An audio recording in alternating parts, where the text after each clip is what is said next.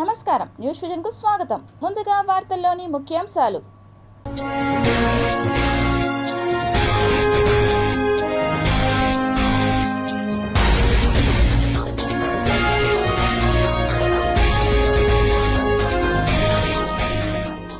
గెలాక్సీలో oxygen, విశ్వం గుట్టు విప్పిన సైంటిస్టులు. సరిహద్దుల్లో డ్రోన్ల ఆగడాలకు చెక్, DRDO అద్భుత ఆవిష్కరణ. టీటీడీ పాలక మండలిలో కీలక నిర్ణయాలు. 5,258 కోట్ల 68 లక్షల వార్షిక బడ్జెట్కు ఆమోదం. తిరుమలలో కొనసాగుతున్న భక్తుల రద్దీ, దర్శనానికి 12 గంటల సమయం. వినతుల పరిష్కారంలో అలసత్వం వద్దు, ప్రజా సమస్యల పరిష్కార వేదికలో అధికారులను ఆదేశించిన కలెక్టర్లు.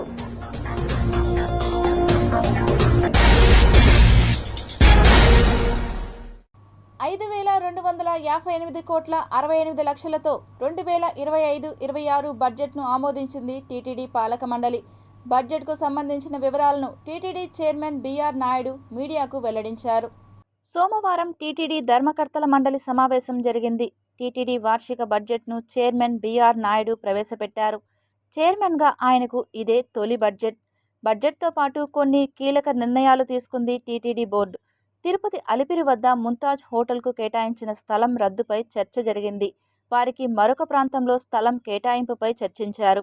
హైకోర్టు ఆదేశాలతో అక్రమ కట్టడాలపై ఫోకస్ పెట్టింది టీటీడీ. తిరుమలలో ఉన్న మఠాలు, వాటి అక్రమ కట్టడాలపై చర్చించనున్న సభ్యులు. గడిచిన 5 ఏళ్లలో ఇప్పటి ముప్పటిగా కొండపై మఠాలు వెలిశాయి. వాటిపై విజిలెన్స్ విచారణ చేసి నివేదికను బోర్డుకు అందజేసింది. ఆ నివేదికపై బోర్డు చర్చించింది. అలాగే శ్రీవారి బ్రేక్ దర్శనం సమయం మార్పుపై చర్చించారు. టీటీడీలో కొనసాగుతున్న ప్రభుత్వ డిప్యూటేషన్ అధికారులను కొనసాగించాలా వద్దా అనే దానిపై ఈ సమావేశంలో నిర్ణయం తీసుకుంది. 5,258.68 కోట్లతో టీటీడీ 25-26 బడ్జెట్ బోర్డు ఆమోదం తెలిపింది. శ్రీవారి పవిత్రమైనటువంటి భూమిలో ఒక అంగుళం కూడా అన్యాకృతం కాకూడదు అని చెప్పేసి నిర్ణయం తీసుకోవడం జరిగింది. టీటీడీలో నిధులు ఎవరైతే నిర్వర్తిస్తున్నారో వాళ్ళందరూ హిందువులై ఉండాలి. ఈరోజు బోర్డులో కూడా మేము పెట్టి మరొకసారి దాన్ని తీర్మానం చేయడం జరిగింది. అన్ని రాష్ట్ర రాజధానుల్లో వెంకటేశ్వర స్వామి ఆలయం నిర్మించాలని టీటీడీ ద్వారా అన్ని రాష్ట్ర ముఖ్యమంత్రులకి నేను ఉత్తరం రాయడం జరిగింది. కొంతమంది రియాక్ట్ అయ్యారు, ఇంకా కొంతమంది రియాక్ట్ కావాల్సి ఉంది. ముఖ్యమంత్రి గారు అన్నారు, ఎవరైతే రియాక్ట్ కాలేదో వాళ్ళ ఇది లిస్ట్ ఇస్తే నేను కూడా ఉత్తరం రాసి వాళ్ళతో నేను మాట్లాడుతా అన్నారు. ఇది 1.5 years లో ఒక కొలిక్కి తీసుకొచ్చి కొన్ని ఆలయాలను నిర్మించాలని చెప్పేసి ఈ ప్రభుత్వం గట్టిగా ఉంది. రాష్ట్రంలో చిన్న చిన్న పట్టణాలు, గ్రామాలు, దళిత వాడల్లో ఆర్థిక స్తోమతం లేక నిర్మాణాలు కొన్ని ఆగిపోయినాయి. వాటన్నిటికి కూడా కంప్లీట్ చేసి ప్రజలకు అందుబాటులోకి తేవాలని చెప్పేసి, భక్తులకు అందుబాటులో తేవాలని చెప్పేసి కూడా తీర్మానం చేయడం జరిగింది. కొన్ని శ్రీనివాస సేవా సమితి అనేది వాళ్ళు ఒక సప్లయర్ ఉన్నాడు. ఈ కొన్ని ప్రొవిజన్స్ ఆయన సప్లై చేస్తాడు. ఆర్గానిక్ అని చెప్పేసి సప్లై చేస్తామని చెప్పేసి నాసిరకం చేస్తా ఉంటే మన అధికారులు పట్టుకొని మన బ్లాక్ లిస్ట్ లో పెట్టడం జరిగింది. వారికి 25,500 సుమారు టికెట్ కూపన్స్ ఇచ్చారు ఈ దర్శనాలు. సో అవి కూడా మనం బోర్డులో నిర్ణయం తీసుకొని రద్దు చేయడం జరిగింది. అట్లాగే సైన్స్ సిటీకి 20 acres ల్యాండ్ టీటీడీ ఇవ్వటం జరిగింది. వాళ్ళు ఇంతవరకు ఎలాంటి నిర్మాణాలు కానీ ఏం కానీ యాక్టివిటీస్ లేవు. సో దానికి మళ్ళీ మనం టీటీడీ వెనక్కి తీసుకోవాలని చెప్పేసి బోర్డు నిర్ణయం తీసుకుంది. ఈ టీటీడీలో ఎవరైతే పర్మనెంట్ ఎంప్లాయీస్ గా పనిచేస్తున్నారో వాళ్ళందరికీ 3 నెలలకు ఒకసారి శుభదం టికెట్లు ఇచ్చి వాళ్ళని దర్శనాలకి అలౌ చేయాలని చెప్పేసి కూడా బోర్డు నిర్ణయం తీసుకుంది. ఫ్యామిలీస్ తో రెవెన్యూ శాఖ మరియు విజిలెన్స్ టాస్క్ ఫోర్స్ ఏర్పాటు చేసి తిరుమలలో లైసెన్స్ లేని షాప్స్ మరి హాకర్స్ ఎవరైతే ఉన్నారో వాళ్ళందరినీ ఖాళీ చేయించాలి, ఐడెంటిఫై చేసి స్ట్రీమ్ లైన్ చేయాలని చెప్పేసి తీసుకున్నాం. అదేవిధంగా వికలాంగులు వృద్ధులు ఎవరైతే ఉన్నారో అది ఆన్లైన్ లో బుకింగ్ చేసుకోమంటున్నారు. చాలా మంది వాళ్ళకి ఆన్లైన్ లో బుక్ చేసుకోవడం చేతగాక చాలా మంది రాలేకపోతున్నారు. వాళ్ళకి కూడా ఆఫ్లైన్ లో కూడా అలౌ చేస్తే బాగుంటుంది అనేది ఒక ఆలోచన, ఒక రిప్రజెంటేషన్ వచ్చింది. దాన్ని కూడా అధికారులు దృష్టి తీసి దాన్ని కూడా ప్రాబ్లం సాల్వ్ చేద్దాం అనుకుంటున్నాం. తిరుమల శ్రీవారి దర్శనానికి 12 గంటల సమయం పడుతోంది. కలియుగ ప్రత్యక్ష దైవం తిరుమల శ్రీ వెంకటేశ్వర స్వామివారిని దర్శించుకునేందుకు భక్తులు తరలివస్తుంటారు. ఈ క్రమంలో శ్రీవారిని దర్శించుకుంటే సకల పాపాలు హరించిపోతాయని భక్తులు విశ్వసిస్తారు. ఈ నేపథ్యంలో నిత్యం వేలాది మంది భక్తులు తిరుమల చేరుకొని స్వామివారిని దర్శించుకుని మొక్కులు చెల్లించుకుంటారు. ఈ తరుణంలో భక్తుల రద్దీ కొన్నిసార్లు అధికంగా, మరికొన్నిసార్లు సాధారణంగా ఉంటుంది. ఈ క్రమంలో నేడు భక్తుల రద్దీ కొనసాగుతోంది. శ్రీవారి దర్శనానికి ఎంత సమయం పడుతుందంటే ఉచిత దర్శనం క్యూ లైన్లో ఉదయం 7 గంటలకు టోకన్లు లేకుండా ప్రవేశించిన భక్తులకు శ్రీవారి దర్శనం 12 గంటల సమయం పడుతుంది. టైమ్ స్లాట్ దర్శనం భక్తులకు 4 నుంచి 5 గంటల సమయం పడుతుంది. 300 రూపాయల ప్రత్యేక దర్శనం టికెట్లు కలిగిన భక్తులకు శ్రీవారి దర్శనం 2 నుంచి 3 గంటల సమయం పడుతుందని అధికారులు వెల్లడించారు. దీంతో వైకుంఠం క్యూ కాంప్లెక్స్లోని 31 కంపార్ట్మెంట్లలో భక్తులు శ్రీవారి దర్శనం కోసం వేచి ఉన్నారు. నిన్న ఆదివారం తిరుమల శ్రీవారి హుండీ ఆదాయం 3.94 కోట్ల రూపాయలు వచ్చిందని అధికారులు తెలిపారు. అయితే గత 10 రోజుల నుంచి భక్తుల రద్దీ ఎక్కువగా ఉంటుంది. ఈ క్రమంలో వేసవి తీవ్రత తగలకుండా భక్తులకు అన్ని వసతులను టీటీడీ ఏర్పాటు చేసింది. మార్చి 31వ తేదీలోపు ఇంటి పన్నులను సకాలంలో చెల్లించి నగర అభివృద్ధికి సహకరించాలని కమిషనర్ మౌర్య ప్రజలను విజ్ఞప్తి చేశారు.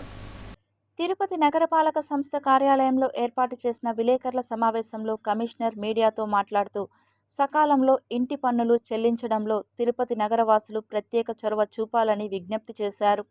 తిరుపతి పుణ్యక్షేత్రాన్ని ప్రధాన నగరాలతో పోటీ పడేలా నగర అభివృద్ధికి ఇంటి పన్నులను చెల్లించి సహకరించాలని కోరారు. హౌస్ ట్యాక్స్ చెల్లించడంలో అలసత్వం వహిస్తే వాటర్ కనెక్షన్, కరెంట్ మీటర్ను తొలగించడం జరుగుతుందని పేర్కొన్నారు. ట్యాక్స్ అయితే 32 crores, vacant land tax 8 crores, water tax 5 crores 50 lakhs ఇంకా డ్యూస్ పెండింగ్ ఉన్నాయి. పబ్లిక్ ఎవరైతే ఇంకా కట్టవలసి ఉంటుందో ఇంట్రెస్ట్ వేవర్ కోసం వెయిట్ చేస్తున్నట్టు ఉంది. బట్ ఇంట్రెస్ట్ వేవర్ అయితే ఇప్పటివరకు రాలేదు. ఒకవేళ వచ్చినా కూడా ఆ అమౌంట్ని అడ్జస్ట్ చేయడం జరుగుతుంది. కానీ మార్చ్ 31 లోపల ఎట్టి పరిస్థితుల్లో కట్టవలసి ఉంటుంది. కట్టని పక్షంలో వాటర్ సప్లై కనెక్షన్స్ కానీ లేదా ఎలక్ట్రిసిటీ కనెక్షన్ కానీ డిస్కనెక్ట్ చేయడం జరుగుతుంది. కాబట్టి అందరూ ప్రజలు ఎవరైతే ఇంకా ట్యాక్స్ డ్యూస్ ఉందో ముందుకొచ్చి అడ్మిన్ సెక్రటరీస్ ఆర్ఐస్ కూడా తిరుగుతున్నారు కాబట్టి వాళ్ళని కన్సల్ట్ అయ్యి కట్టవలసి ఉంటుంది. ప్రజా సమస్యల పరిష్కార వేదిక కార్యక్రమానికి నగరవాసుల నుండి వినతులు వెల్లువెత్తాయి. తిరుపతి నగరపాలక సంస్థ కార్యాలయంలో ఏర్పాటు చేసిన ప్రజా సమస్యల పరిష్కార వేదిక కార్యక్రమానికి అర్జీదారులు పెద్ద సంఖ్యలో పాల్గొని వినతులను సమర్పించారు. Tirupati YSR Congress party grievance cell విభాగంకు చెందిన నాయకులు తిరుపతి నగరంలో డబుల్ డెక్కర్ బస్ రోడ్డుపై ప్రయాణించేలా తిరుపతి నగరపాలక సంస్థ సిబ్బంది ప్రత్యేక చొరవ చూపాలని తిరుపతి మున్సిపల్ కమిషనర్ మౌర్యకు వినతి పత్రాన్ని సమర్పించారు. లోకేష్ గారు డబల్ డెక్కర్ బస్సు ప్రవేశపెట్టడం జరిగింది. వైజాగ్లో ఎలా అయితే రిజిస్ట్రేషన్ కార్యక్రమాలు చేశారో అదేవిధంగా రిజిస్ట్రేషన్ కార్యక్రమాలు తిరుపతి నగరంలో కూడా చేసి తిరుపతి ప్రజలకి ఈ డబల్ డెక్కర్ బస్సుని అందుబాటులోకి తేవాలని కమిషనర్ గారికి వినతి పత్రం ఇవ్వడం జరిగింది. ఈ కూటమి ప్రభుత్వం కూడా దాన్ని నీట్గా ఏదైతే లోకేష్ గారు వైజాగ్లో రిజిస్ట్రేషన్ ప్రక్రియను చేశారో అదేవిధంగా ఇక్కడ చేసి డబుల్ డెక్కర్ బస్సును తిరుపతిలో తిప్పాలని వైఎస్ఆర్ కాంగ్రెస్ పార్టీ డిమాండ్ చేస్తుంది. ఆ డబుల్ డెక్కర్ బస్సుని ఏదైతే చిన్న చిన్న మరమ్మతులు ఉన్నాయో వాటినన్నింటినీ కూడా తొందరలోనే వాటిని ఆ మరమ్మతుల కార్యక్రమాన్ని కూడా పూర్తి చేసి తిరుపతి ప్రజలకి అందుబాటులోకి తీసుకురావాలని చెప్పి పీజీఆర్ఎస్ అర్జీల పరిష్కారంపై అధికారులు ప్రత్యేక శ్రద్ధ పెట్టి బాధ్యతతో పనిచేయాలని జిల్లా కలెక్టర్ సుమిత్ కుమార్ వివిధ శాఖల జిల్లా అధికారులను ఆదేశించారు. సోమవారం ప్రజా సమస్యల పరిష్కార వేదికలో భాగంగా జిల్లా సచివాలయంలోని గ్రీవెన్స్ హాల్ నందు జిల్లా కలెక్టర్, జిల్లా joint collector G Vidyadhari, DRO Mohan Kumar, Chittoor RDO Srinivasulu, deputy కలెక్టర్లు అనుపమ, విజయలక్ష్మి ప్రజల నుండి అర్జీలు స్వీకరించారు. ఈ సందర్భంగా జిల్లా కలెక్టర్ మాట్లాడుతూ పీజీఆర్ఎస్ అర్జీల పరిష్కారంపై అధికారులు ప్రత్యేక శ్రద్ధ పెట్టి అధికారులు పనిచేయాలని, ప్రతి అర్జీకి అర్థవంతమైన సమాధానం ఇస్తూ పరిష్కరించాలని, ప్రతి అర్జీని ఆడిటింగ్ చేయడం జరుగుతుందని, ప్రజల నుండి అందే ప్రతి అర్జీని త్వరితగతిన పరిష్కరించాలని, అర్జీల పరిష్కారంలో క్షేత్రస్థాయిలో అధికారులు సిబ్బందితో సమన్వయం చేసుకొని అర్థవంతమైన సమాధానాలు ఇవ్వాలన్నారు. ప్రజా సమస్యల పరిష్కార వేదికలో అందిన అర్జీల పరిష్కార ప్రగతిని ప్రతివారం సమీక్షించడం జరుగుతుందని, అర్జీలు రీఓపెన్ అయినట్లయితే వాటికి గల కారణాలను వివరించాల్సి ఉంటుందన్నారు. మొత్తం 299 అర్జీలు. ఇందులో శాఖల వారీగా అర్జీల వివరాలు ఇలా ఉన్నాయి. రెవెన్యూ శాఖకు సంబంధించి 247, పోలీస్ 12, పంచాయతీరాజ్ 4, జిల్లా విద్యాశాఖ 3, DRDA 24, ICDS 1, municipal commissioner Chittoor 1, civil supplies 2, DCCB bank 2, విద్యుత్ శాఖ 2, మెప్మా 1. వివిధ ప్రాంతాల నుండి వచ్చిన అర్జీదారులు సమస్యలను జిల్లా కలెక్టర్, జిల్లా joint collector, DRO, RDO, deputy కలెక్టర్లకు అందజేశారు. ఈ కార్యక్రమంలో వివిధ శాఖలకు సంబంధించిన అధికారులు తదితరులు పాల్గొన్నారు. జీవ వైద్య పరిశోధనలో జంతు ప్రయోగ మోడల్స్, వాటి పద్ధతులు, నైతికత మరియు ఆవిష్కరణలను సమగ్రంగా అవగాహన చేసుకోవాలని ప్రొఫెసర్ సురేష్ కుమార్ తెలిపారు. People may or may not come, but only thing is you should have the interest. This is the first slide. Normally wherever I go, I prefer to show this. Once you pay, definitely you'll pay that attention because it has been paid. When it is coming free, probably you may or may not show much interest. This is the latest concept globally which is being practiced. It is a One Health concept in which human health, animal health, I use the word environmental health. All these three are important and we have to work together in all the spheres. Welfare as well as the human welfare, and globally we can live on earth. దశాబ్ద కాలంగా పనిచేస్తున్న విద్యుత్ contract కార్మికులను regulate చేయాలంటూ CITU ఆధ్వర్యంలో సోమవారం relay నిరాహార దీక్షకు పూనుకున్నారు. అలాగే కాంట్రాక్ట్ కార్మికులు 10 నుంచి 10 సంవత్సరాల పైన పనిచేసిన వాళ్ళకి సర్వీస్ ఇన్సెంటివ్ ఒకటి ఇచ్చేవాళ్ళు గతంలో. కరోనా సమయంలో దాన్ని రద్దు చేశారు. సో ఆ యొక్క సర్వీస్ ఇన్సెంటివ్ని 10 సంవత్సరాల పైన పనిచేసిన వాటికి బాగా ఉన్నటువంటి ఎంప్లాయీస్కి అందరికీ కూడా కాంట్రాక్ట్ వర్కర్స్కి సర్వీస్ ఇన్సెంటివ్ ఇవ్వాల్సిందిగా కోరుతున్నాం. సో ప్రధానంగా ఈ డిమాండ్ల మీద నిలబడికి నిరాదీక్ష కొనసాగిస్తున్నాం. రిలే నిరాదీక్షలు ఏప్రిల్ 7వ తారీఖు లోపల ఇవి పరిష్కరించబడి ఉంటాయి. ఏప్రిల్ 7 అన్ని డిస్ట్రిక్ట్ ఆఫీసులకి. తిరుచానూరు గ్రామ పంచాయతీకి 2025-26 ఆర్థిక సంవత్సరంకి సంబంధించిన వేలంలో కె వెంకటేష్ అనే గుత్తేదారుడు 3,51,00,000కు వేలంపాట ద్వారా దక్కించుకున్నారు. తిరుచానూరు టూరిస్ట్ బస్టాండ్ వేలంపాట డివిజనల్ పంచాయతీ అధికారి సురేష్ నాయుడు పంచాయతీ అధికారుల ఆధ్వర్యంలో సోమవారం కార్యాలయంలో జరిగింది. ఈ సందర్భంగా EOPRD మాధురి మాట్లాడుతూ 3,51,00,000 రూపాయలకు టూరిస్ట్ బస్టాండ్కు వేలంపాట ద్వారా ఆదాయం వచ్చిందని చెప్పారు. ప్రతి సంవత్సరం లాగానే టూరిస్ట్ బస్టాండ్ 2025-2026 సంవత్సరంకి సంబంధించిన సర్కారు పాట 3 కోట్లు ప్రారంభం కాగా బహిరంగ వేలంపాటలో గుత్తేదారులు కిషోర్, వెంకటేష్ అనే 2 వ్యక్తులు పాల్గొన్నారు. వారిరువురిలో బహిరంగ వేలంపాటలో 3,51,00,000గా హెచ్చుపాటుగా గుత్తేదారుగా పరిగణించారు. అనంతరం నిర్వహించిన సీల్డ్ టెండర్ ద్వారా కూడా కిషోర్ అనే వ్యక్తి 2,96,00,000 వేయగా వెంకటేష్ అనే వ్యక్తి 2,99,70,000 రూపాయలను వేశారు. అయితే బహిరంగ వేలంలో అధిక ధర పోవడంతో అధికారులు వెంకటేష్ అనే వ్యక్తిని ఖరారు చేశారు. ఈ వేలంపాటలో EOPRD మాధురి, పంచాయతీ అధికారులు పాల్గొన్నారు. బహిరంగ వేలంలో మనకి 3,51,00,000 ఫైనల్ ఫిగర్గా పరిగణించబడింది.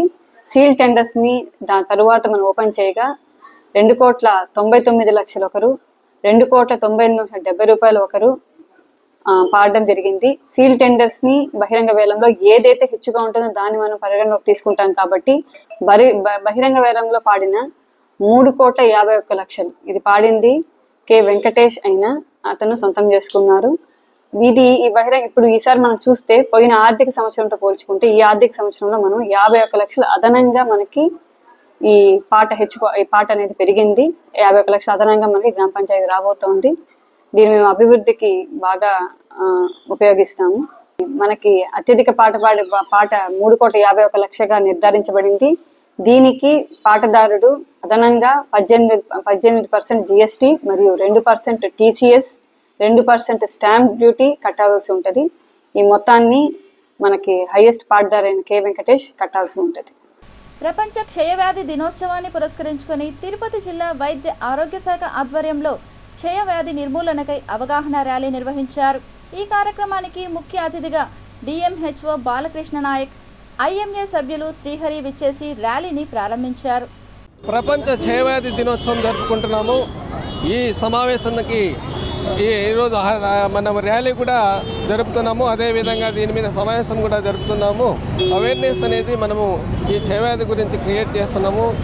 ఇక్కడ విచ్చేసిన మన పెద్దలు, తర్వాత విద్యార్థులు, తర్వాత మిగతా డాక్టర్స్ అయితే కానీ వైద్య సిబ్బంది వాళ్ళందరికీ నా ధన్యవాదాలు తర్వాత మీడియా మిత్రులు కూడా నా ధన్యవాదాలు తెలుపుతున్నాను.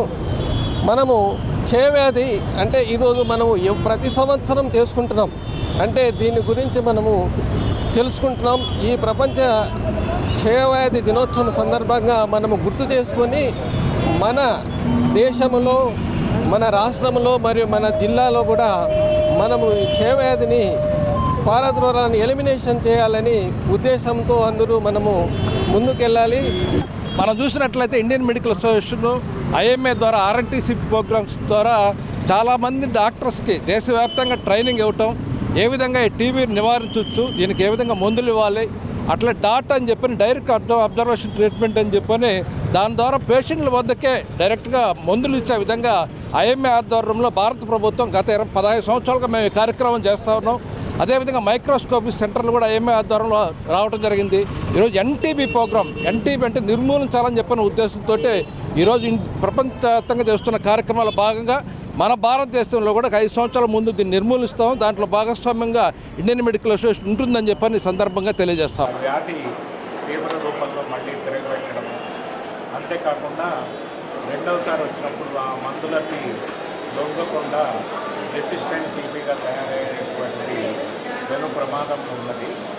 అందువల్ల ప్రతి ఒక్క పౌరుడు ఈ టీబీ నిర్మూలనని ఒక బ్రాండ్ అంబాసిడర్గా భావించి సంఘంలో ఈ టీబీ గురించిన అవగాహనని అందరికీ తెలిసే విధంగా వారి బాధ్యత నిర్వహించాలని, అలాగే కుటుంబ సభ్యుల్లో ఎవరికైనా టీబీ సోకినట్లయితే అది మరణ శాసనం కాదు, మంచి మందులు ఉన్నాయనే ధైర్యం చెప్పి ఆ పూర్తి కోర్సు, పూర్తి 6 నెలలు అంటే 6 నెలలు, ఏడాది అంటే ఏడాది పూర్తిగా మందులు తీసుకొని పూర్తిగా స్వస్థత చేకూరే దాకా ట్రీట్మెంట్ని మధ్యలో వదిలిపెట్టకూడదని, ఈ మన యొక్క టీబీని అనేది ఈ జబ్బుని మనం పూర్తిగా అరికట్టవచ్చు. ఎందుకంటే మనకి ఇక్కడ అన్ని రకాల అంటే టెస్టులు కానీ అన్ని ఫ్రీ మందులు కానీ ప్లస్ వాళ్ళకి ప్రతి నెల 1000 రూపాయలు కూడా గవర్నమెంట్ నుంచి డబ్బు కూడా వేస్తుంది. ఎందుకంటే వాళ్ళకి పోషకాహారం ఏదైనా ఇది ఉన్న ప్రాబ్లం ఉంటే టీబీ అంత ఈజీగా నయం కాదు కాబట్టి 6 నెలలు మాత్రలు పెడతాం కాబట్టి 6 నెలలు గవర్నమెంట్ కూడా ఒక 1000 రూపాయల దాకా వాళ్ళకి బ్యాంక్ అకౌంట్కి వేస్తుంది. దీని గురించి ఎవరు కూడా అంటే ఒక మనిషి దరిదాపులో వాడు టీబీ వస్తే కొంతమందికి దాదాపు 15 మందికి వాడు అంటించగలడు. వాని యొక్క ఆ యొక్క ఇంక్యుబేషన్ పీరియడ్ ఆ టైం కొంచెం ఎక్కువలో ఉండడం వల్ల. కాబట్టి ఎవరు కూడా టీబీ ఒక 2 వారాల నుంచి దగ్గు నార్మల్ పర్సన్ అయితే 1 వారమే, ఇప్పట్లయితే 1 వారం. శ్రీ వెంకటేశ్వర యూనివర్సిటీ మరియు సెట్విన్ యూత్ సర్వీసెస్ డిపార్ట్మెంట్ సంయుక్త ఆధ్వర్యంలో పర్సనాలిటీ డెవలప్మెంట్ను నిర్వహించారు. తిరుపతి శ్రీనివాస ఆడిటోరియంలో director of student welfare cultural affairs సంయుక్త ఆధ్వర్యంలో పర్సనాలిటీ డెవలప్మెంట్ తరగతులను నిర్వహించారు. ఈ కార్యక్రమానికి SV university VC Apparao, registrar Bhupathi Naidu, sports authority chairman Ravi Naidu తదితరులు విచ్చేసి తరగతులను ప్రారంభించారు. ఈ సందర్భంగా వారు మాట్లాడుతూ ఇంపాక్ట్ క్లబ్ ఇంటర్నేషనల్ యువత కోసం అనేక కార్యక్రమాలు చేస్తున్నాయని, ముఖ్యంగా యువకులలో దాగి ఉన్న నైపుణ్యతను వెలికి తీసేందుకు ఈ శిక్షణా తరగతులు దోహదపడతాయని తహస్సునిసా బేగం పేర్కొన్నారు. ఈరోజు ముఖ్య అతిథిగా మన స్పోర్ట్స్ సార్ రవి గారు కూడా వచ్చారు. సో స్టేట్ చైర్మన్ సార్ కూడా ఈ ప్రోగ్రామ్కి గెస్ట్గా వచ్చారు. సో వీళ్ళందరూ కూడా ఇలా ఎంకరేజ్ చేస్తున్నందుకు నేను రియల్గా చాలా చాలా ధన్యవాదాలు చెప్తున్నాను. ఇలాంటి వాళ్ళందరూ కూడా పెద్దవాళ్ళందరూ కూడా ఈరోజు బీసీ గారు మరి రిజిస్ట్రార్ గారు కూడా ఈ ప్రోగ్రామ్కి ఇందాక అటెండ్ అయ్యి వెళ్ళారు. సో ఈ పెద్దలందరూ ఇలాంటి చక్కటి ప్రోగ్రామ్స్ యువత కోసం చేస్తున్నందుకు నేను పేరు పేరున ప్రతి ఒక్కరికి ధన్యవాదాలు చెప్తున్నాను. అలాగే ఇంపాక్ట్ ఫౌండేషన్ అనేది ఎప్పటికీ యువత కోసము పనిచేయడానికి, నవభారత నిర్మాణానికి రాళ్ళద్దే కూలీల్లాగా ఇంపాక్ట్ ట్రైనర్స్ అందరు కూడా ప్రతి ఒక్క గవర్నమెంట్ స్కూల్స్కి, కాలేజెస్కి యువత కోసము వర్క్ చేస్తున్నాము. సో దీనికి మేము ఎప్పటికీ రెడీగా ఉంటానని చెప్పేసి మీడియా ద్వారా తెలియజేస్తున్నాము. ప్రజాప్రతినిధుల సహకారం లేనిదే ఏ అధికారి తమ విధులను సక్రమంగా నిర్వహించలేరని ఏపీఓ జ్యోతిశ్రీ అన్నారు. రేణిగుంట ఎంపీడీఓ కార్యాలయంలో సోమవారం దాదాపు 7 సంవత్సరాలుగా మహాత్మా గాంధీ జాతీయ గ్రామీణ ఉపాధి హామీ పథకంలో రేణిగుంట మండల ఏపీఓగా విధులు నిర్వహిస్తున్న జ్యోతిశ్రీ సాధారణ బదిలీలలో భాగంగా బదిలీపై వెళ్లడంతో ఏపీఓ జ్యోతిశ్రీని ఎంపీపీ హరిప్రసాద్ రెడ్డి ఆధ్వర్యంలో ప్రజాప్రతినిధులు ఘనంగా సత్కరించి వీడ్కోలు పలికారు. ఈ కార్యక్రమంలో వైకాపా మండల అధ్యక్షుడు గంగారి రమేష్, మాజీ జెడ్పీటీసీ తిరుమల రెడ్డి, రేణిగుంట సర్పంచ్ నగేశం, మండల co-option member Hasan Saheb, superintendent Pichireddy, వ్యవసాయ కార్మిక సంఘం జిల్లా అధ్యక్షుడు తులసిరాజన్, ఉపాధి హామీ సిబ్బంది పాల్గొన్నారు. ఈ సందర్భంగా ఏపీఓ మాట్లాడుతూ ఉపాధి హామీ కూలీల సహకారం, ప్రజాప్రతినిధుల సహకారంతోనే విజయవంతంగా పనిచేశానని తెలిపారు. నేను మర్చిపోను. ఎంపీపీ గారు కానివ్వండి, తిరుమల రెడ్డి గారు కానివ్వండి, అదేవిధంగా ఆయన గంగా రమేష్ గారు, హసనన్న అందరూ కూడా చాలా సహకరించారు నాకు. ప్రజాప్రతినిధుల సహకారం లేని ఏ అధికారి ఉద్యోగం చేయలేరు. ఈ మండలంలో నాకు పరిపూర్ణంగా ఉండింది అనేసి మన ప్రెసిడెంట్ ఎమ్మెల్యే గారు కానివ్వండి, అదేవిధంగా ఎక్స్ ఎమ్మెల్యే గారు మసూదన్ రెడ్డి సార్ గారు, వాళ్ళ అమ్మాయి కానివ్వండి, అందరూ కూడా నన్ను చాలా ఎంకరేజ్ చేశారు. వాళ్ళందరి ప్రోత్సాహానికి నా జీవితాంతం నేను రుణపడి ఉంటాను. మధ్యాహ్నం భోజనం కార్మికులకు నెలకు 10,000 రూపాయలు వేతనం చెల్లించాలని మధ్యాహ్న భోజన కార్మికులు సోమవారం జిల్లా కలెక్టర్ కార్యాలయంలో వినతి పత్రం సమర్పించారు. 3 నెలలకు ఒకసారి బిల్లు ఇస్తున్నారు. అది కూడా 1000 రూపాయలు ఒకసారి, 2000 ఒకసారి, అది కూడా నెల నెల ఇవ్వడం లేదు. కానీ మేము 22 సంవత్సరాలుగా మధ్యాహ్న భోజన పథకంలో ఉండి కూడా మాకు కనీసం 3000 వేతనం అంటున్నారు. ఎవరన్నా చెప్తే కూడా సిగ్గుసేటుగా ఉంది. ఎవరు ఎంఏఓ వచ్చినా, డియూ వచ్చినా కూడా ఏమో మీరు అమ్మలు మారి చెయ్యండి అంటారే కానీ మాకు రోజుకు 100 రూపాయలు కూడా లేని జీవితంగా ఉంది మధ్యాహ్నం భోజనం పథకం వాళ్ళది. దయచేసి మన కలెక్టర్ గారు మా మధ్యాహ్నం భోజనం పైన స్పందించి మాకు నెలకు 10,000 జీతం ఇవ్వాలని, మెనూ పెంచాలని విజ్ఞప్తి చేస్తున్నాం కలెక్టర్ గారికి. అలాగే ఈ సంవత్సరం 2 నెలలు బ్యాలెన్స్ ఉంది. అలాగే మనకు బిల్లులు కూడా బ్యాలెన్స్ పెట్టేస్తున్నారు. రోజు మనం ఇంట్లో ఖర్చు చేయాలంటేనే 500 ఎక్కువ అవుతుంది. ఈరోజు అలాంటిది ఇంతమంది పిల్లలకి వీళ్ళు భోజనం పెట్టాలంటే ఎంత ఖర్చు అవుతుందని చెప్పేసి మీరు కూడా ఒకసారి ఆలోచించాలా. ఈరోజు మధ్యాహ్న భోజన కార్మికులకి జీతాలు 10,000 ఇవ్వాలా. అలాగే వాళ్ళకు కూడా ఇన్సూరెన్స్ కల్పించాలా. బిల్లులు సకాలంలో వాళ్ళకి చేరేటట్టుగా వ్యవహరించాలా. వాళ్ళకి ఇన్సూరెన్స్ సౌకర్యం కల్పిస్తూ యూనిఫాము, ఐడెంటిటీ కార్డులు ఇవ్వాలా. ఈరోజు అంగన్వాడికి ఆశా కార్యకర్తలకు కూడా మట్టి ఖర్చులు ఇస్తున్నారు. ఈరోజు మధ్యాహ్న భోజన కార్మికులు కూడా ఏదైనా అయితే వాళ్ళకు కూడా మట్టి ఖర్చులు ఇవ్వాలని చెప్పేసి మేము ఏఐటీసీగా తెలియజేస్తున్నాము. జాతీయ స్థాయిలో మే 9, 10వ తేదీలలో ఖాజీబాద్లో జరిగే బాడీ బిల్డింగ్ కాంపిటీషన్లో తిరుపతికి చెందిన యువకులు విజేతలుగా నిలవాలని జోష్ ప్రాపర్టీ అధినేత ఈశ్వర్ ప్రకాష్ పేర్కొన్నారు. తిరుపతి యూత్ హాస్టల్లో బాడీ బిల్డింగ్ కాంపిటీషన్ నిర్వహించారు. ఈ కార్యక్రమానికి ఉమ్మడి చిత్తూరు జిల్లా నుండి అభ్యర్థులు పెద్ద సంఖ్యలో హాజరై పాల్గొన్నారు. విజేతలుగా నిలిచిన దేహదారుఢ్య అభ్యర్థులకు ప్రశంసా పత్రాలు, నగదు బహుమతిని అందజేశారు. ఈ సందర్భంగా తిరుపతి బాడీ బిల్డింగ్ అసోసియేషన్ జిల్లా అధ్యక్షులు ఈశ్వర్ ప్రకాష్ ప్రవీణ్లు మాట్లాడుతూ, ఇటీవల యువత చూసినట్లయితే మత్తు పదార్థాలకు బానిసై అనారోగ్య బారిన పడుతున్నారని అన్నారు. యువత బాడీ బిల్డింగ్పై ప్రత్యేక శ్రద్ధ వహించి కాంపిటీషన్లో పాల్గొనడం శుభ పరిణామం అని ఈ సందర్భంగా వారిని అభినందించారు. జాతీయ స్థాయిలో జరిగే బాడీ బిల్డింగ్ కాంపిటీషన్లో తిరుపతి జిల్లాకు చెందిన యువకులు విజేతలుగా నిలవాలని, ఛాంపియన్షిప్ ఆఫ్ ఛాంపియన్లో భాగంగా గెలుపొందిన వారికి కారు బహుమతిని అందజేస్తారని, తిరుపతికి చెందిన యువకులు సాధించాలని ఆకాంక్షించారు. బాడీ బిల్డింగ్ డిస్ట్రిక్ట్ అసోసియేషన్ తరఫున పోటీలు నిర్వహిస్తున్నాము. దీనిలో గెలుపొందిన వారందరినీ మేలో జరుగు సీనియర్ నేషనల్ విజేస్ తీసుకుని వెళ్ళి వాళ్ళకు కూడా అన్ని మంచి చేయాలని ఇక్కడ మేము జరపడానికే మెయిన్ కారణమైన అంటే మంచి దేహదారుఢ్యం. యువత మత్తు పదార్థాలకు మాదక ద్రవ్యాలకు బానిసలు కాకుండా సమాజ పురోభివృద్ధికి కృషి చేయాలని అబ్కారీ శాఖ సర్కిల్ ఇన్స్పెక్టర్ రవి తెలిపారు. విద్యార్థుల సమస్యలకే స్థాపించిన నవ సమాజ ఫెడరేషన్ 14 సంవత్సరాలు పూర్తి చేసుకున్న సందర్భంగా ఆత్మీయ సమావేశ కార్యక్రమాన్ని ఏర్పాటు చేశారు. ఈ కార్యక్రమానికి చిత్తూరు మరియు Tirupati prohibition and excise circle inspector Ravikumar ముఖ్య అతిథిగా విచ్చేసి కార్యక్రమాన్ని ప్రారంభించారు.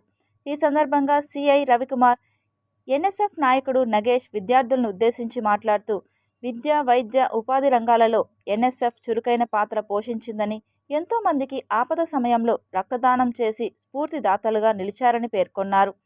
యువతలో మార్పు రావడం కోసం నవ సమాజ ఫెడరేషన్ అనేక సామాజిక కార్యక్రమాలు చేసి యువతకు స్ఫూర్తిని ఇవ్వడం జరిగిందని తెలిపారు. విద్యార్థుల సమస్యలపై ఎన్ఎస్ఎఫ్ నిరంతరం పోరాటం చేసి విద్యార్థుల పక్షాన నిలుస్తుందని అన్నారు. ముఖ్యమంత్రి గారు నవోదయం 2 స్టార్ట్ అయింది. ఇప్పటికే జస్ట్ ఈ మంత్ స్టార్ట్ అయింది. ఇప్పటికీ చాలా జీరోకి తెచ్చాం. ఇప్పటికే జిల్లా మొత్తం ఇంకా ఒక 10% ఉంది. ప్రజలకు అవగాహన కల్పించి కల్చరల్ ప్రోగ్రాం ద్వారా అవగాహన కల్పించి వాళ్ళు మార్పు తేవాలనేసి ఆ 10% కూడా లేకుండా చేయాలనేసి కృషి చేస్తున్నాము. మా వంతు తప్పకుండా మా డిపార్ట్మెంట్ తరఫున ఈ సంపూర్ణ మద్య నిషేధం అనేది, ఈ సారాయి నిషేధానికి మేము కట్టుబడి ఉండి ప్రభుత్వాన్ని సహకరిస్తామనేసి మనస్ఫూర్తిగా తెలియజేస్తూ మన ఉన్న ఈ గవర్నమెంట్కు ఎలాంటి నష్టం కానీ ఏది కానీ కల్పించకుండా మా వంతు కృషి చేస్తూ మా డిపార్ట్మెంట్ తరఫున మేమందరూ కృషి చేస్తామనేసి సీఎం గారికి ధన్యవాదాలు తెలియజేసుకుంటున్నాం మా తరఫున.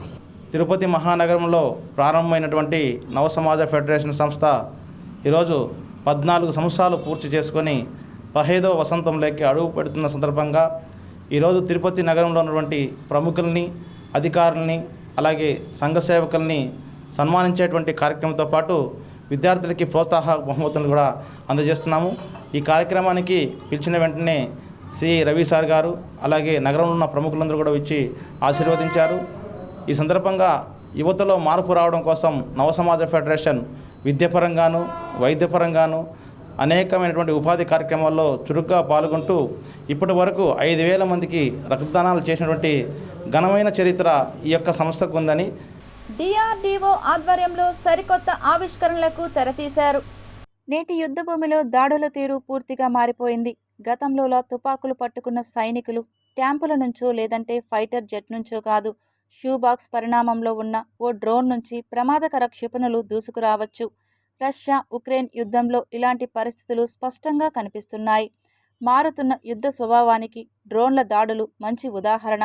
ఈ ముప్పు ఇప్పుడు ప్రపంచ దేశాల్ని ఆలోచనలో పడేసింది. అనుకోని ముప్పుల నుంచి ఉగ్రవాదం వరకు, నిఘా, అక్రమ రవాణా వరకు డ్రోన్లను అసాంఘిక శక్తులు సైతం పెద్ద ఎత్తున వినియోగించే అవకాశాలున్నాయి.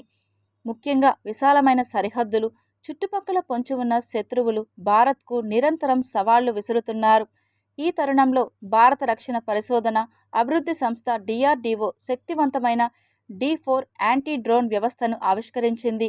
అంటే డ్రోన్ డిటెక్ట్, డిటర్, డిస్ట్రాయ్ అనే దశల్లో ఈ వ్యవస్థ పనిచేయనుంది. ఈ స్వదేశీ integrated counter drone solution rogue unmanned aerial vehicles UAVలను ఖచ్చితత్వంతో గుర్తించి నిలుపుదల చేసేందుకు రూపొందించారు. D4 వ్యవస్థ తయారీ వెనుకున్న ఉద్దేశం, ఈ వ్యవస్థ భారత్కు ఎందుకు ముఖ్యమైనది, అది ఎలా పనిచేస్తుంది, మానవరహిత ముప్పులకు వ్యతిరేకంగా భారత్ ఎలాంటి వ్యూహాల్ని సిద్ధం చేస్తుందో ఈ ప్రాజెక్టు ద్వారా స్పష్టం చేసింది. డ్రోన్లు తక్కువ ధరకు లభిస్తుంటాయి. అందుకే ఉగ్రవాదులు, తిరుగుబాటు గ్రూపులకు డ్రోన్లను వినియోగించుకుంటున్నాయి. పంజాబ్ సరిహద్దు మీదుగా మాదక ద్రవ్యాల అక్రమ రవాణా నుంచి జమ్మూ కాశ్మీర్లో ఆయుధాలను జార విడవడం వరకు డ్రోన్లను వినియోగిస్తున్నారు. అలాగే 2021 జమ్మూ వైమానిక స్టేషన్పై ఓ డ్రోన్ దాడి చేసింది. 5 నిమిషాల కంటే తక్కువ సమయంలో 2 చిన్న డ్రోన్లు స్టేషన్ ఆవరణలో పేలుడు పదార్థాలను జారవిడిచాయి. వాటి పరిమాణం చిన్నగా ఉండడంతో వాటిని రాడార్ ద్వారా గుర్తించడము కష్టమే అవుతుంది. దాంతో అవి సులువుగా మన స్థావరానికి చేరుకుని బాంబు దాడులు చేశాయి. 2024లో మల్టిపుల్ టెస్ట్ సైకిల్స్ తర్వాత D4 వ్యవస్థ పనిచేస్తున్నట్లుగా పరిశోధకులు గుర్తించారు. ఈ డ్రోన్లను హోం వ్యవహారాల మంత్రిత్వ శాఖ, భారత సైన్యం ఎంపిక చేసిన ప్రదేశాలలో వినియోగించనుంది. ముఖ్యంగా పంజాబ్, జమ్మూ, ఈశాన్య ప్రాంతాలలో ఈ వ్యవస్థను మోపరించనున్నారు. అలాగే చొరబాట్లకు అవకాశం ఉన్న చోట్ల మందుగుండు సామాగ్రి డంపులు, వైమానిక స్థావరాలు, కమ్యూనికేషన్ హబ్లు వంటి వ్యూహాత్మక ప్రదేశాల్లో ఈ వ్యవస్థను ఏర్పాటు చేయనున్నారు. అలాగే పాక్, బంగ్లా వంటి దేశాల సరిహద్దుల్లో అక్రమ రవాణాను గుర్తించేందుకు బీఎస్ఎఫ్, సిఆర్పిఎఫ్ వంటి దేశాలు వినియోగించనున్నాయి. అలాగే ఎన్ఎస్జీ దళాలు కూడా ఈ వ్యవస్థను ఉపయోగించేందుకు శిక్షణ పొందుతోంది. ఈ వ్యవస్థ సరిహద్దుల్లో పూర్తి స్థాయిలో మోహరిస్తే మాదక ద్రవ్యాల వ్యతిరేక మరియు ఉగ్రవాద వ్యతిరేక చర్యలలో గేమ్ చేంజర్ అవుతుందని చెబుతున్నారు. అనంత విశ్వంలో మనలాంటి గెలాక్సీలు ఎన్నో ఉద్భవించాయి. ఎన్నో నక్షత్రాల సముదాయాన్నే గెలాక్సీగా చెబుతారు. అలాంటి గెలాక్సీలో ఆక్సిజన్ కూడా ఉందని సైంటిస్టులు తేల్చేశారు. ఇప్పుడు మన గెలాక్సీ పైన మాత్రమే కాదు, అల్లంత దూరాన ఉన్న ఒక గెలాక్సీలో కూడా ఆక్సిజన్ ఆనవాళ్లు ఉన్నాయని సైంటిస్టులు కనుగొన్నారు. ఈ గెలాక్సీ భూమి నుంచి 13.4 బిలియన్ 1.340 కోట్ల కాంతి సంవత్సరాల దూరంలో ఉందట. ఈ గెలాక్సీ JADS-GS-Z14-0లో ఆక్సిజన్, ఇతర భారీ మూలకాలను ఖగోళ శాస్త్రవేత్తలు కనుగొన్నారు.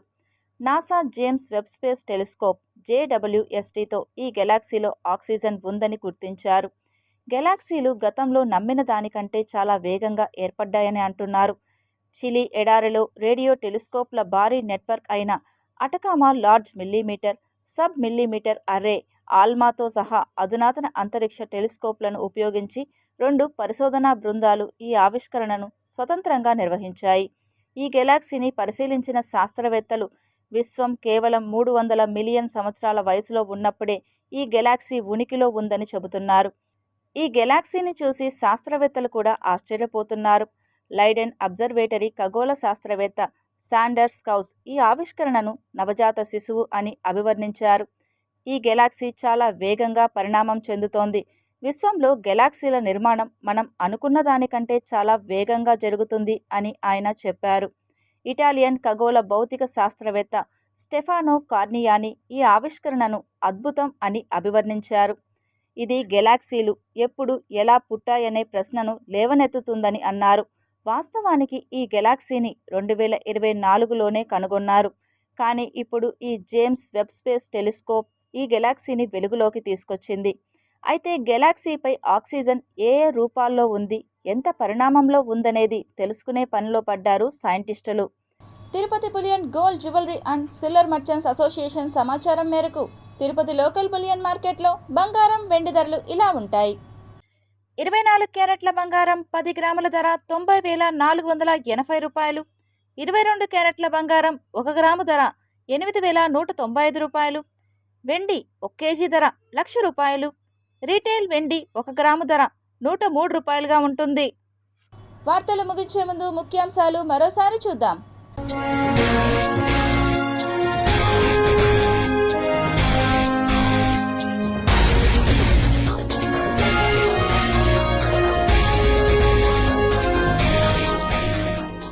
గెలాక్సీలో ఆక్సిజన్, విశ్వం గుట్టు విప్పిన సైంటిస్టులు. సరిహద్దుల్లో డ్రోన్ల ఆగడాలకు చెక్, DRDO అద్భుత ఆవిష్కరణ. టీటీడీ పాలక మండలిలో కీలక నిర్ణయాలు. 5,258 కోట్ల 68 లక్షల వార్షిక బడ్జెట్కు ఆమోదం. తిరుమలలో కొనసాగుతున్న భక్తుల రద్దీ, దర్శనానికి 12 గంటల సమయం. వినతుల పరిష్కారంలో అలసత్వం వద్దు, ప్రజా సమస్యల పరిష్కార వేదికలో అధికారులను ఆదేశించిన కలెక్టర్లు.